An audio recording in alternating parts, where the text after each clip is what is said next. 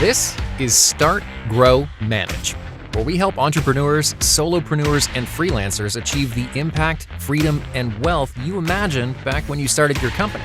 At Start, Grow, Manage, our tools, practices, and processes help you engage, energize, and execute on building a business that empowers an extraordinary life. Learn more about our programs and how they can fuel your fire at startgrowmanage.com/learn more. Let's go. Hello and welcome to the 5th episode of the Start, Grow, Manage podcast. I'm Joe. And I'm Jeff. All right. So today we're going to talk about starting, growing, and managing a business. Now, we've gotten some really great feedback from the first episode. So it's so far the only episode that's out at the moment. We're recording this. So thank you, everyone, for your feedback and words of encouragement, since neither one of us knows what we are doing. Well, sort of. Is there a level below not knowing? like a void. So we can re-record that to say both Joe and I are working in a void of knowledge. It's like there's space where there's nothing at all, right? Utter ignorance. That's kind of the basis that we're starting from. That's kind of where we're starting from. That's the place. Anyway, thank you for the feedback. Please let us know what questions you have in your world at the moment. We'd love to address some of those here. In the meantime, Joe? Yes, Jeff? I would like to talk about canoes and whining entrepreneurs. And I imagine that that's going to somehow lead us back to growing and managing and starting, growing and managing a business. I hope. I don't know. Maybe. I don't know. We can maybe also take a break from talking about businesses. Yes. No, we're going to get back to talking about that's the idea. But I want to start with whining entrepreneurs, Joe, because this has been going on for a while, really since the beginning of time. But I'm just going to focus on the last year or so. And I suspect because the pandemic. I hear that one more time, man. Yeah, exactly. I suspect it's going to get worse, right? So what I mean by whining is sort of the general tone of despondency that many entrepreneurs seem to be stewing in, right? Mm-hmm. And what it's been lately is the people don't want to work issue, right? So everybody's around, I can't keep a team together. I can't get people to work. They keep leaving, and they just quiet quit on me. They quiet quit. Yeah, quiet quitting. Yeah, they're quiet quitting, right? And then here's what's coming, right? Here's what's coming soon to a business near you. The economy sucks, and that is making it hard for me to run my business. All right, so here's the thing that I need to get off my chest. May I? Please do. Yeah. If you're an entrepreneur and you're complaining about people leaving, or you're complaining about the economy, it's you.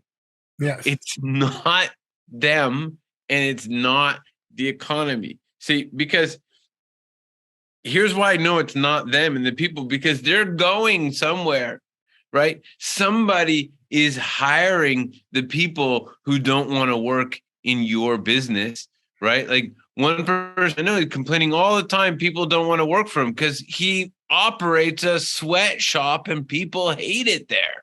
Right? But of course, they say, well, millennials don't want to work. No, it's millennials don't want to work in a sweatshop, but neither do I. And I'm not a millennial, right? But working in a sweatshop kind of sucks, right? Yeah. And there's this belief that that's the way it has to be, or something, or this is the way work is. And if you don't shift, then you're always going to have the experience that it's them. But like Jeff said, it's you. So now it's the hard work that you got to do to look over there where you are, because the person sitting in your underwear has something to do with this. All right. I got my thing off my chest. And then, so now we both feel more relieved. And then this is about to morph. I think. I don't know. I don't know if we're in a recession or going to be in a recession or not. Or this is like the weirdest economy ever. Yeah. But now people are going to start complaining about it. I know people are going to start complaining about it. 100%. Right? I can't run my business because it's the economy, right? And here's the thing, right? In a down economy, people are still buying. In a recession, people are buying. If they're buying and they're not buying from you, it just means that they're not buying from you. It doesn't mean that they're not buying. So again, it comes back to you, to us, the entrepreneurs. If we do not have a compelling enough offer, if you do not have a compelling enough offer, nobody's going to buy. You can't blame the economy. You can't blame the other people. It all comes back to you. Right now, today, specifically, I thought we'd talk a little bit more on the people side, like the retaining people side. We can talk a little bit more maybe next time around the economy sucks side.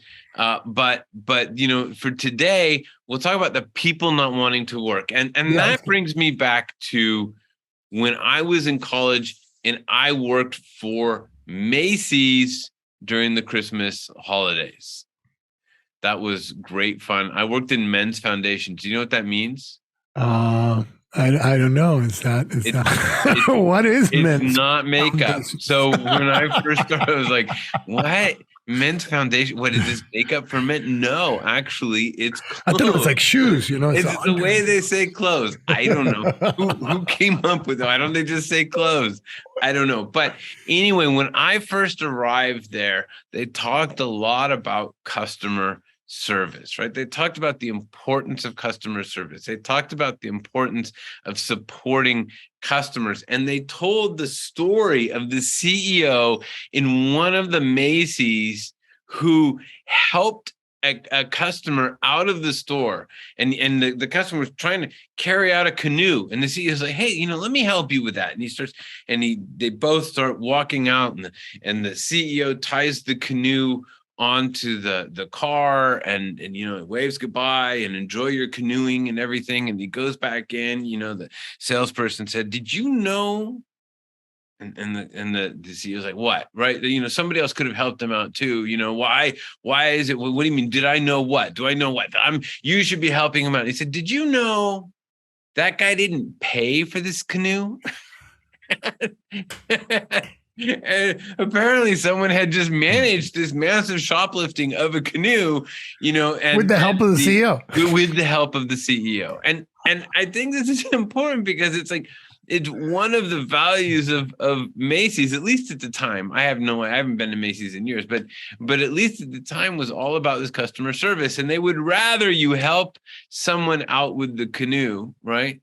Than and then not pay for it than not help someone out with the canoe. You know, they're pretty adamant that you pay for things at Macy's. I don't want a big run on Macy's and say, you know, I'm just taking stuff for free because Jeff said that was because okay. Jeff said that you could just walk in and walk out. Yeah, that's not the point. The point is that there's, you know, that there's the culture towards customer service, a culture towards helping people you know, get to their car, buy their product, do what they have to do. Mm-hmm. And Macy's reinforced that with this myth, right? I have no idea whether it's true or not, but that was the story they told me to emphasize to me how important it was, right, to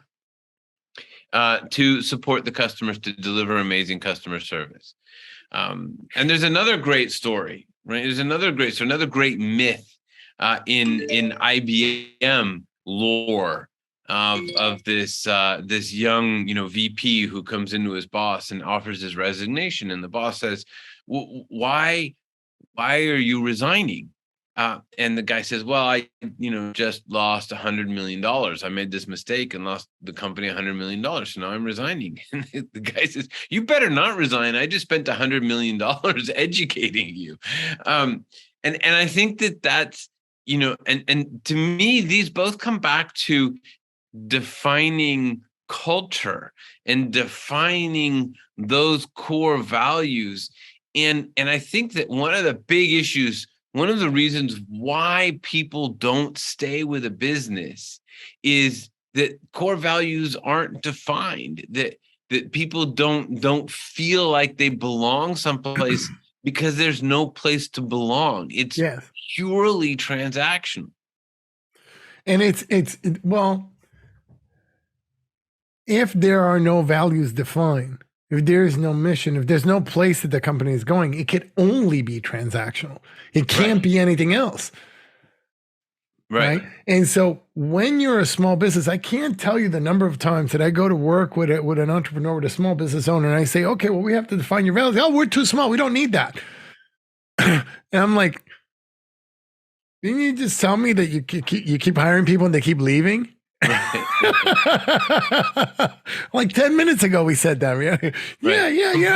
People are leaving the whole time, but I don't need the core values, right? And that's the thing, right? It's really, if you looked at it this way, right? Let's say that it's a weird analogy, but say the employees are flowers, right? You need the vase that you're going to put them in, and the vase is those values, vision, mission. That's what it's the context that holds them and elevates them and highlights them and helps them understand what their place in the world is inside of your organization. And without that, they just don't have it. So then they're looking for their place in the world. And most of the time it's not in your place if you don't have that. Well, but I think it comes back to that transaction. As long as they're happy with the transaction, they're going to stick around, right? So as long as they're happy in the sweatshop, earning whatever they need to earn, or it's fulfilling whatever purpose it needs for them, then you're fine. But the problem is if you're running a sweatshop and someone next door has a much more compelling set of values, and I think just focusing on values here to define that culture, if they have values and they have a culture and they're living those values in a way that is inspiring to the employee, then they are much more likely to leave.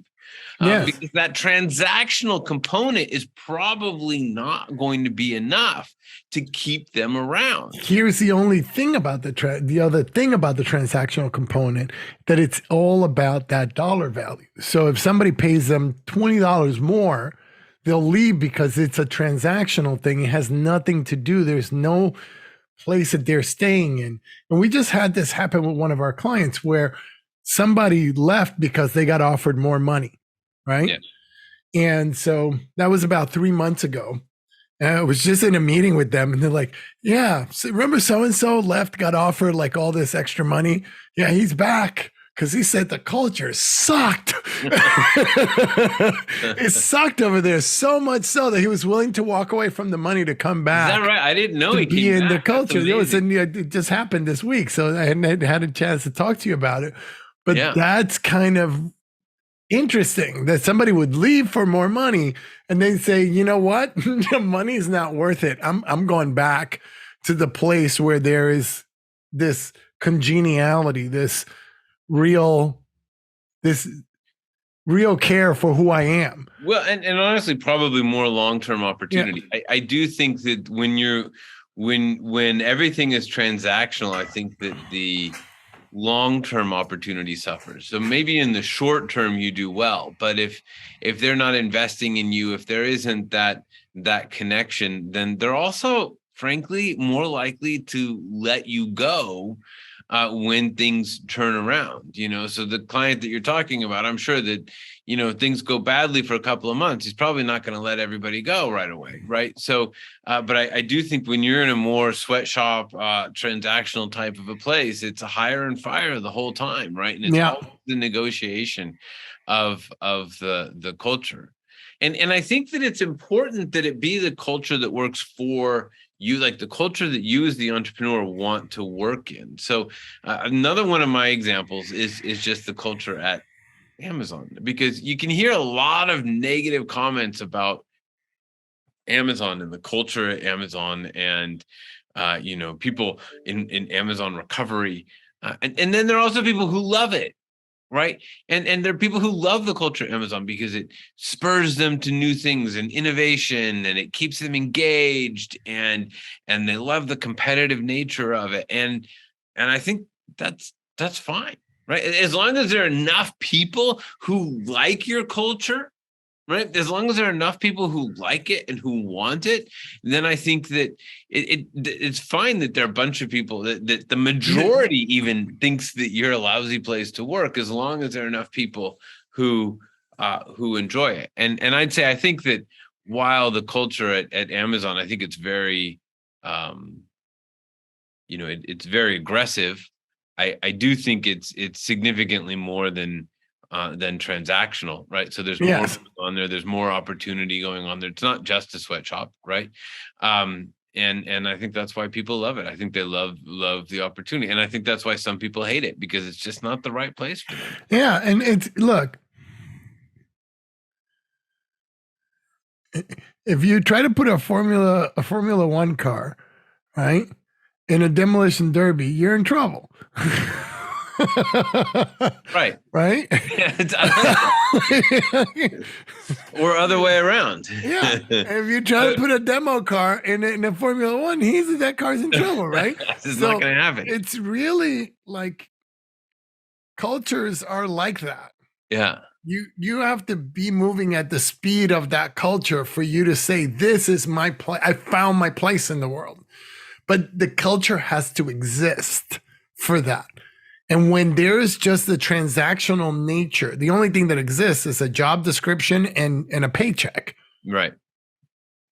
But there isn't a place that you want to be in, because there is this call to you for something, even if it drives you nuts. Right? Because then you can sort yourself out and say, this place is not for me. And then you can go find a place that is for you, that does have that thing. But you at least have something to contrast it against, right? And for the people who love it, they just double down and double down and double down again, because they love and it's hard to drag them away, right? Yeah. It's hard to move them away. And that's what comes back to this idea. If people are leaving your company, it's you, right? You're doing something wrong. Not to put too fine a point on it, but I actually want to put a really fine point on it. You're doing something wrong. And what we, see is how powerful it is to do it the right way, and it's not that hard. In our experience, and correct me if I'm wrong, Joe, but it really just starts with this idea of understanding what those core values are, and giving some thought to what are the things that you stand for. What are some of the things that are more important for you than money, right?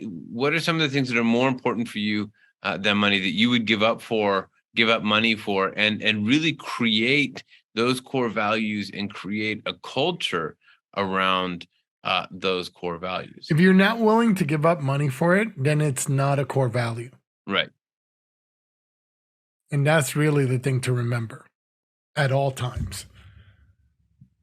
That if you're not willing to give up money for what is it? Like Patrick Lencioni talks about integrity. And he says, integrity is a core value. And then he says, people, they define integrity as a core value. And we'll put this little video clip in the Learn More page, but they define integrity as a core value, and then they want to go off and spy on their competitors to understand what they're doing, right? Hey, remember the thing you said yesterday about integrity? It's like, it doesn't apply here. Not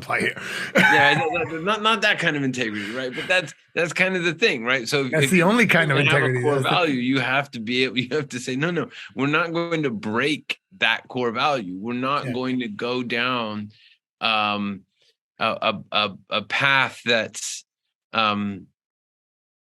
inconsistent with that core value. And I think that's a really important that's a really important message. You've got to be willing to give something up for that, and you have to be willing to give something up for that culture, and then it ends up paying for you, right? Because otherwise it's not defined. It's just words.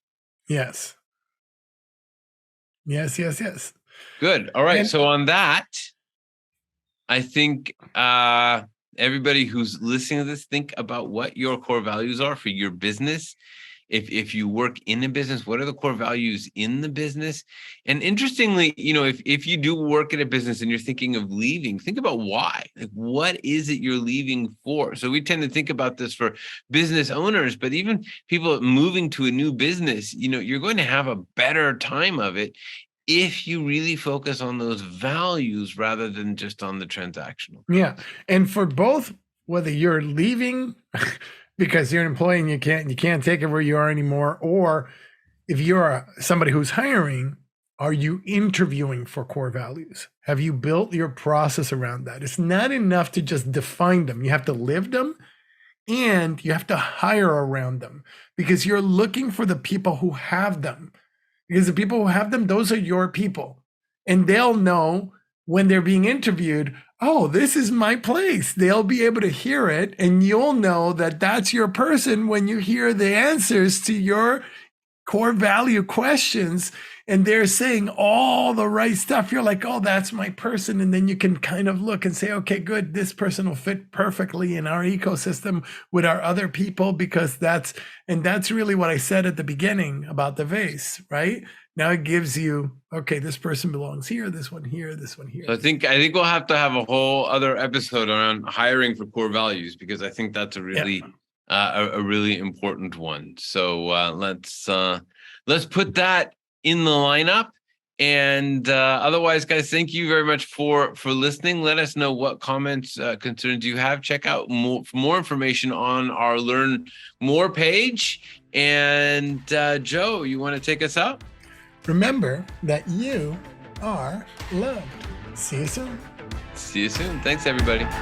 Thanks for joining us, and a special thanks to our subscribers.